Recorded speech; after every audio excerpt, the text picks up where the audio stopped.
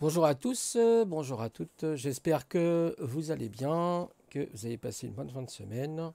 Le temps est un petit peu meilleur aujourd'hui chez moi, un peu de soleil, mais pas beaucoup quand même, hein. En ce moment, c'est un peu compliqué.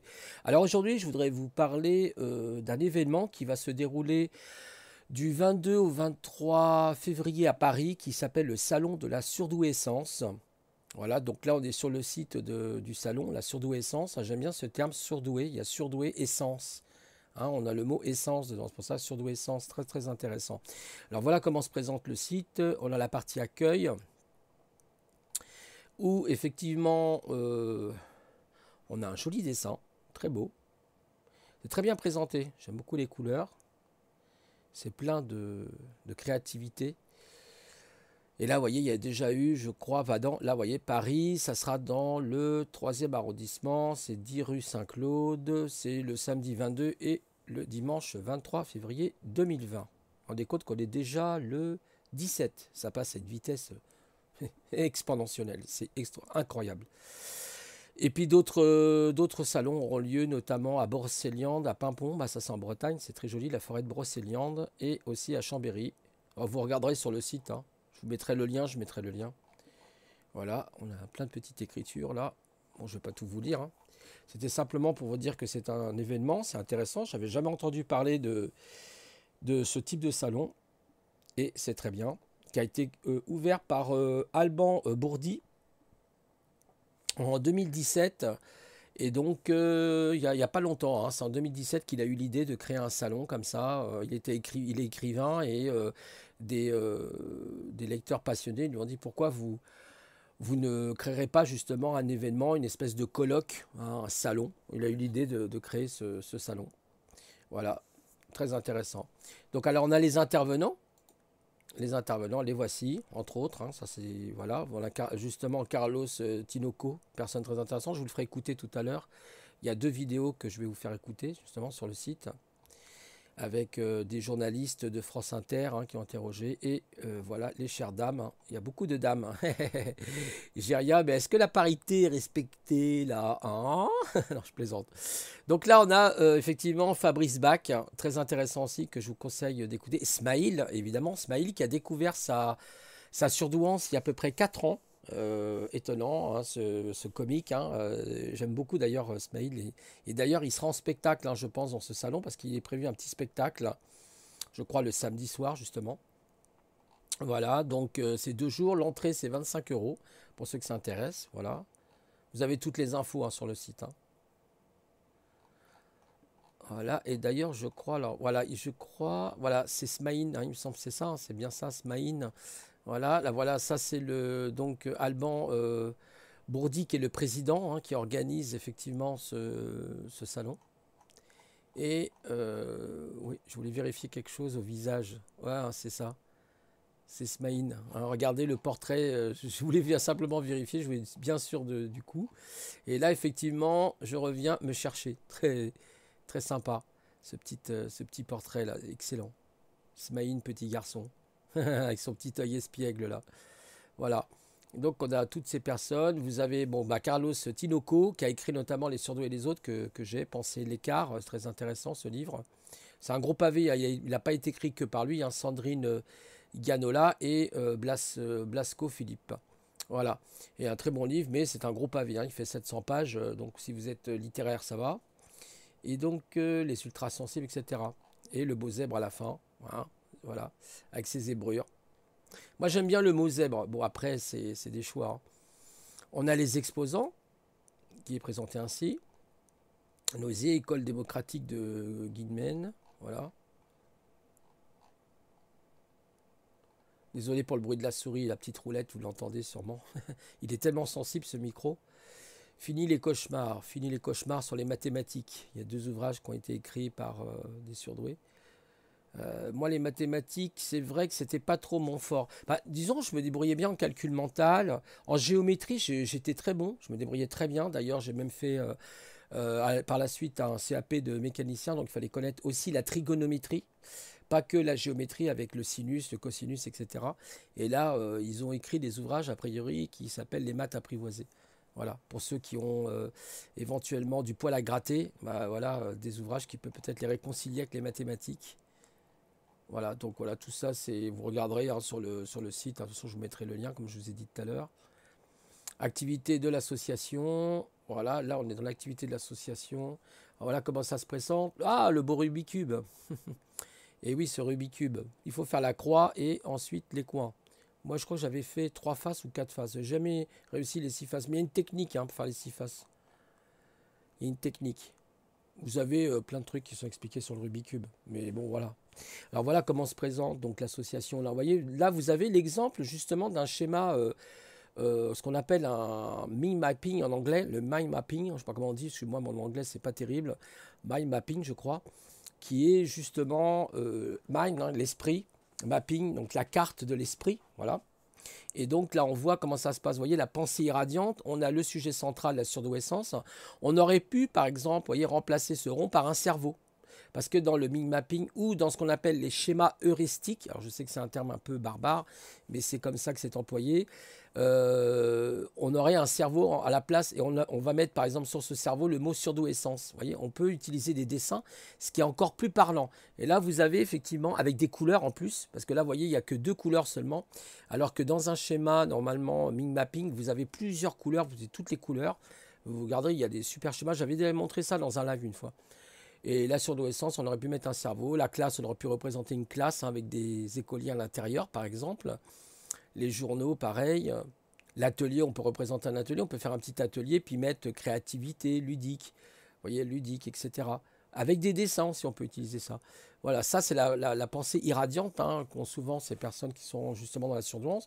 Simplement parce que ça s'explique par le fait de ces différents chemins et cette multiplicité de pensées, c'est-à-dire que ce n'est pas quelque chose de linéaire, en fait, cette pensée, elle est en arborescence, donc elle n'est pas linéaire.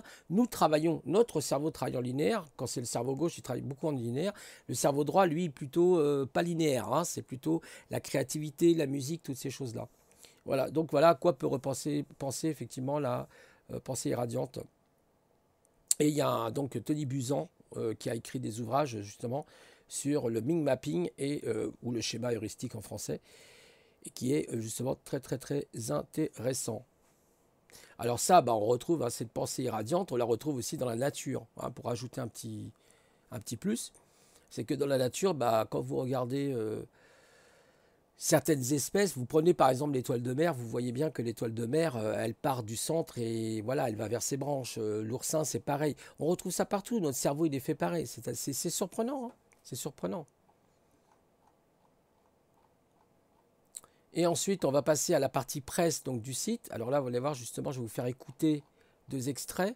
Là, on a des coupures de journaux et notamment, bah, justement, on a notre ami Alban Bourdi, qui était un salon pour s'informer sur les surdoués, vous voyez. Il a ouvert en 2017 à Nanterre.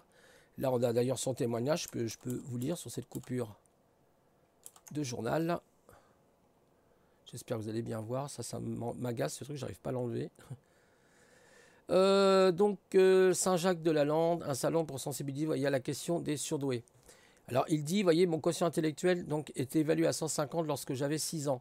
Cela peut paraître une chance, ma scolarité fut très chaotique, qu'il dit. Au quotidien, cette différence s'avère très handicapante et incomprise, explique l'écrivain Alban, justement, Bourdi. Pendant longtemps, j'ai eu l'impression d'être le seul à connaître donc ces complications et cette hypersensibilité. En 2017, il lance Surdouessence, un salon donc s'adressant aux personnes à haut potentiel intellectuel et émotionnel comme à ceux voulant dépasser des préjugés sur le sujet. 5 éditions ont eu lieu effectivement en France et dans le monde. Il est accueilli pour la première fois en Bretagne grâce au soutien d'une association. Et très bien. Être bien et la nature en ville. Un programme éclectique est concocté durant 2 jours et 14 intervenants sont prévus parmi eux. Sébastien Quertin, enseignant en neurodéveloppement, spécialiste dans l'étude du haut potentiel et des intelligences multiples. Il partagera la richesse de ses travaux et interviendra sur le burn-out, un écueil rencontré par les énormes surdoués adultes. En parallèle, des ateliers de méditation et d'expression créative seront proposés. L'objectif est de mieux faire connaître la thématique en diffusant des témoignages et de l'information. Il s'agit aussi de faire émerger des pistes de solutions aux problèmes rencontrés par ces personnes. Voilà. Et donc, je vais vous faire écouter les 2 interviews de France Inter qui durent environ chacune, je crois, 5 minutes, 4 minutes et quelques. C'est parti. J'espère que vous allez bien l'entendre. Merci. À suivre un temps de Pochon. Le 6-9 du week-end sur France Inter. Alors Hervé Pochon, vous étiez où cette semaine ? J'étais au salon des surdoués à Nanterre, imaginez-vous. Bonjour à tous, excusez-moi, j'étais tellement surdoué, j'ai oublié de vous dire bonjour. Bonjour Hervé Pochon. Et alors j'ai été très surpris de voir que j'étais le seul de France Inter là-bas, et puis même le seul... Chez les surdoués ? Oui, chez les surdoués, et j'étais le seul journaliste en plus. Je me suis dit, c'est bizarre quand même. Enfin là, je suis devant la porte et j'arrive pas à l'ouvrir. Je suis pas un surdoué pour ouvrir les portes, moi. Ah, moi non plus. Et pourtant, vous êtes au salon des surdoués. C'est ça. Et qu'est-ce que vous faites alors ? La bonne humour des journalistes de France Inter. Ah oui, donc vous y connaissez un rayon sur les surdoués. Même toute la roue. Très bonne réponse. Bon, je vous laisse, Vincent Le Tisserand-Locry, aller animer votre conférence. Alors vous, monsieur, on me dit que vous êtes l'organisateur du salon des surdoués ? Oui, tout à fait, oui. Comment ça vous est venu l'idée d'organiser un salon des surdoués ? Eh ben en fait, je suis écrivain et quand j'étais sur un salon une fois, on m'a parlé pour la énième fois du fait que j'étais surdoué parce que c'était écrit sur la 4e de couverture dans ma bio. Et si vous vous définissez comme surdoué, on va vous en parler. Oui. Mais c'était quelque chose comme ça qui avait été mis sur la 4e de couverture moniteur. Mais moi, je pensais plus trop à ça à ce moment-là. Et c'est vraiment les lecteurs qui m'ont renvoyé ce truc-là, souvent de me dire, d'être interpellé par ce mot-là sur ma 4e de couverture. Mais alors, ce qui m'a amusé, moi, sur votre site, c'est que vous mettez premier salon des surdoués à Paris. Puis entre parenthèses, vous mettez Nanterre, comme si vous assumiez pas le fait que c'est pas du tout Paris, Nanterre. Alors il y a 2 choses. Alors dans l'esprit provincial, souvent on dit Nanterre, ça fait Paris. Effectivement, pour un Parisien, c'est pas du tout Paris. Et un autre facteur aussi à ça, c'est que initialement, ça devait se passer à l'université Paris Descartes à Paris. Donc ça avait été annoncé sur Douessence Paris et finalement ça avait été décalé à Nanterre il y a 2 mois. Pourquoi l'université a eu peur des surdoués ? Je sais pas ce qui s'est passé. Ils étaient d'accord au début, puis finalement ça a été bloqué. Et moi je pense qu'il devait y avoir un doublon parce qu'il y a eu un colloque qui a eu lieu sur les surdoués aussi il y a pas longtemps à la Sorbonne, donc aussi dans le contexte universitaire parisien. Donc c'est dans l'air du temps les surdoués. On en parle beaucoup. On en parle de plus en plus, effectivement, oui. Et comment vous expliquez ça ? C'est parce que ça permet de mettre un nom sur des gens qui ont des difficultés dans le système scolaire et un nom plutôt positif. Le nom n'est pas positif pour tout le monde. Le nom surdoué, moi, c'est celui que j'utilise le plus. C'est-à-dire, moi, j'ai été diagnostiqué surdoué quand je suis rentré au CP. J'avais encore 5 ans parce que je suis de la fin d'année. Et on m'a dit, je suis surdoué. Je savais pas trop ce que ça voulait dire, moi, à cette époque-là. Mais après, j'avais vraiment l'étiquette sur le front. J'étais le surdoué. Comment ça se manifestait, alors, à 5 ans ? Moi, c'est que j'avais appris à lire tout seul, à lire et à écrire à 3-4 ans, sans avoir appris un peu de façon intuitive, comme ça. Quand je suis rentré au CP, on comprenait pas comment c'était possible. Et donc, on m'a orienté au CMPP. À l'époque, on m'a fait voir une psychologue qui m'a dit, c'est peut-être que vous êtes surdoué, qui m'a fait faire des tests de QI où j'ai trouvé un score un score 150. 150, je sais pas comment vous faites, vous, au score des... Je n'ose pas le dire. Au QI, parce que 150, c'est le maximum, c'est 160, Patricia. Hein. Alors, aux États-Unis... Je dois être très loin du compte. Non, vous êtes très brillants, vous êtes brillants tous. Alexandra Ben Saïd, elle est au top elle aussi. est à 360. Ouais. Bon, enfin, reprenons. Est-ce que c'est difficile d'être surdoué aujourd'hui ? Très, pour moi, très. Mais c'est pas... Enfin, moi, c'était une hyper-émotivité plutôt, qui était très dure à gérer, mais je savais pas du tout que ça avait un rapport avec ça. Au début, quand j'étais petit, il y avait un ennui aussi terrible à l'école, c'est que même quand on m'a fait sauter une classe, parce que quand on m'a diagnostiqué surdoué puis que je savais déjà lire, on m'a passé directement au CE1, mais même au CE1, je m'ennuyais aussi, j'avais l'impression de parler assez vite.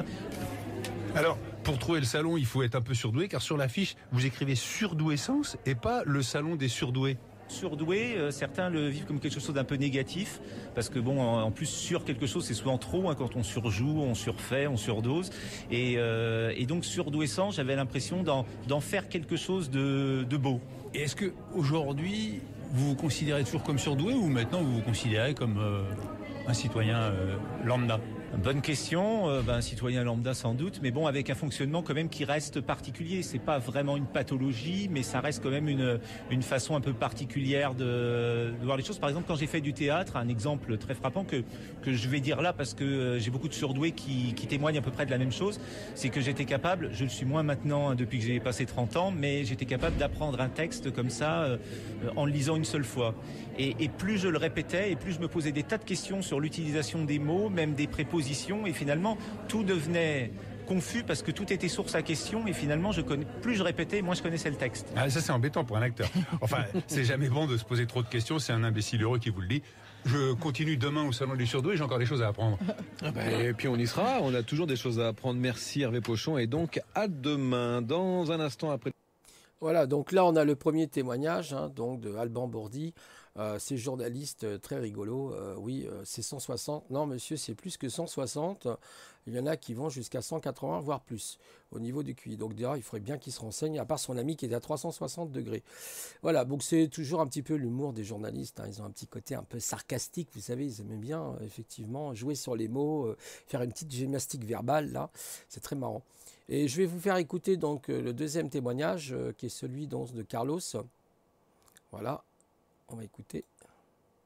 Bonjour Hervé. Bonjour Eric, bonjour Patricia, bonjour à tous. Ce matin, comme hier, vous êtes toujours avec des surdoués. Bah oui, je pense que c'est un sujet inépuisable et nous sommes à Nanterre. C'est le premier salon des surdoués à Paris, enfin à Nanterre, donc c'était assez important. C'est presque à Paris. Oui. Mais bon, c'était pas à Paris. Et il n'y a pas beaucoup de monde, je dois vous dire. Alors bon, paraît-il que c'est les problèmes oui, ou les problèmes des trains, on m'a dit. Bon, alors par exemple, monsieur, pourquoi vous êtes là?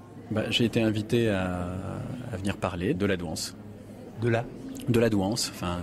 Douance. Oui, c'est le mot que les Canadiens emploient. Pour dire doué. Non mais tous les mots sont plus catastrophiques les uns que les autres. Ah oui. Surdoué, c'est le pire de tous, mais au moins il est suffisamment politiquement incorrect pour que si on l'affuble de guillemets et qu'on vient du fait qu'il est obscène, on puisse l'employer sans aller vers les choses qui affadissent, EIP, précoce, zèbre, mais qui finalement sont tout aussi inconfortables sur un plan théorique. Ah oui, alors parfois on appelle les surdoués les zèbres parce qu'ils sont tous rayés comme les zèbres, mais il n'y en a pas deux pareils. Bon, par exemple, vous, Carlos Tinoco, vous avez écrit Les surdoués et les autres chez Lattès. Quelle est votre définition du surdoué? Disons que si je devais résumer en une phrase, un surdoué, c'est celui qui n'arrive pas à ne pas voir que le monde est fou. Donc c'est celui qui voit que le monde est fou. Voilà. Ça, c'est un surdoué. Il n'y a pas qui est surdoué alors. Non, pas tant que ça. Vous êtes surdoué? Disons que le terme m'a été collé dessus quand j'avais 5 ans. C'est un mot qui m'a beaucoup accompagné dans l'enfance, puisque outre les 2 ans d'avance que j'avais à l'école, mes parents m'avaient mis, quand j'avais 9-10 ans, dans une des premières structures qui se sont créées en France pour les enfants surdoués, où on allait les mercredis et samedis. Elle était où cette structure? À Paris, dans le 14e, rue Mouton du Vernet. Ça s'appelait Jeunes Vocations Artistiques, Scientifiques et Littéraires. Et c'est là que j'ai commencé à sentir que ce qu'on partageait ensemble, fondamentalement, c'était pas du tout qu'on réfléchissait plus vite, c'était pas tellement ça la question, c'est vraiment une autre manière de jouer, mais même de lancer des cailloux, même de jouer au foot. Comment vous jouez au foot quand on est surdoué? Comme Zidane? Pas aussi bien que lui, évidemment, manque de pratique sans doute, mais en cherchant immédiatement à comprendre l'ensemble des règles du jeu, les règles explicites et implicites, et à en jouer. À voir où est la marge de liberté, où on va pouvoir réinventer quelque chose qui, justement, soit à soi. Bon, c'est si bon de jouer au foot, de taper dans un ballon sans se poser de questions. Là, si on commence à analyser toutes les règles, ça devient un peu compliqué. Mais alors, vous, monsieur, vous êtes surdoué? Je sais pas, c'est pas moi qui peux le dire.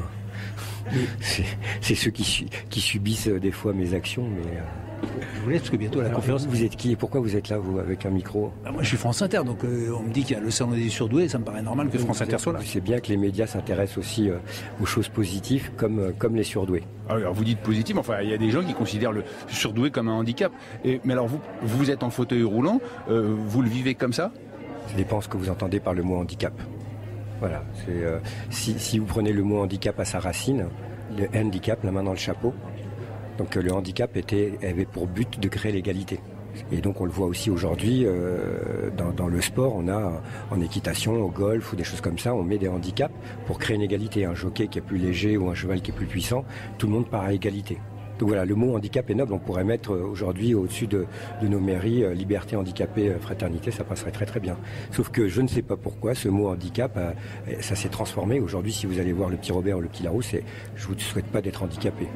Alors Riyad Salem, vous êtes dirigeant d'association, sportif de haut niveau, vous venez de parler de sport, et d'ailleurs vous jouez dans l'équipe de France de rugby fauteuil le 11 et le 12 mai prochain, il y a la finale au gymnase Émile Antoine.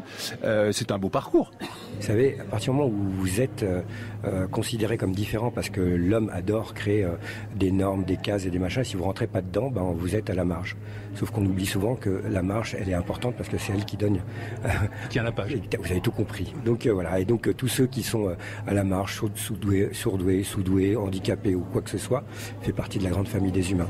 Oui, Eric. On fait tous partie de la famille des humains, même si vous n'êtes pas surdoué comme Non, moi, je suis pas surdoué. Patricia, ça va aller quand même. Surdoué, atout ou faiblesse, eh bien, vous choisirez. Il est 8h59. Merci Hervé Pochon. Je vous en Alors voilà pour le deuxième témoignage. Encore, tu vois le côté comique des journalistes. Là, les zèbres, ils ont. Ah oui, je crois que le zèbre a des zébrures. Ouais, d'accord. Bon, bref. Donc voilà, donc ces deux témoignages très intéressants, passionnants, et donc la suite du site vous montre d'autres coupures de journaux, etc. Donc il faut aller faire un tour sur ce site, je vous le conseille, pour ceux que ça intéresse, bien sûr.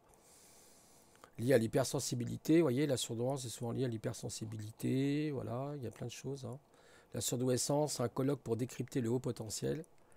Voilà. Et comme l'a très bien dit d'ailleurs la personne là d'avance sur l'handicap, alors j'ai bien aimé, je pense que vous avez bien écouté quand il a dit handicap, handicap, hand, la main effectivement sous le chapeau.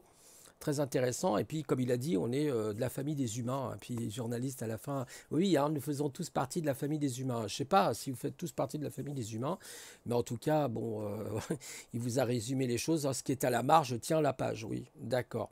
Effectivement, c'est ça. Donc voilà, pour là vous aurez les infos pratiques, etc. Donc très intéressant, je vous conseille d'aller voir ce site, vraiment très très bien fait, très beau tableau d'ailleurs.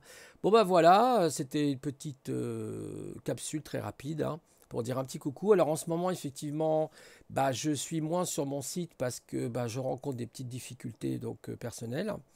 Donc c'est un peu plus compliqué. Mon papa il est souvent malade, donc actuellement c'est pas simple. Il a été déjà 2 fois, je crois, 3 fois à l'hôpital pour son nez, donc parce qu'il a été cautérisé. Les saignements, c'est très compliqué. Le docteur est passé, etc. Donc on va voir ce que ça va donner. Donc ce n'est pas évident. C'est pour ça que actuellement je suis très pris. Je suis aussi comme tout le monde, j'ai mes problèmes, mes soucis. En tout cas, ça m'a fait plaisir. J'espère que cette vidéo vous aura plu, cette petite capsule, et je vous dis à très bientôt. Peut-être, pourquoi pas ce soir, si j'arrive enfin à lancer mon live, parce qu'il y a 2 jours, effectivement, je voulais lancer mon live, mais j'ai eu des problèmes, je n'ai pas compris, car j'ai fait des tests, tout fonctionnait très très bien. J'ai trouvé ça assez étonnant. Bon, bref. Eh ben, passez une bonne journée sinon, et puis bon appétit ou bonne digestion, parce que c'est vrai qu'il est quand même 13h30 pour ceux qui n'ont pas mangé ou ceux qui vont manger. Voilà, et je vous dis à la prochaine fois. Au revoir.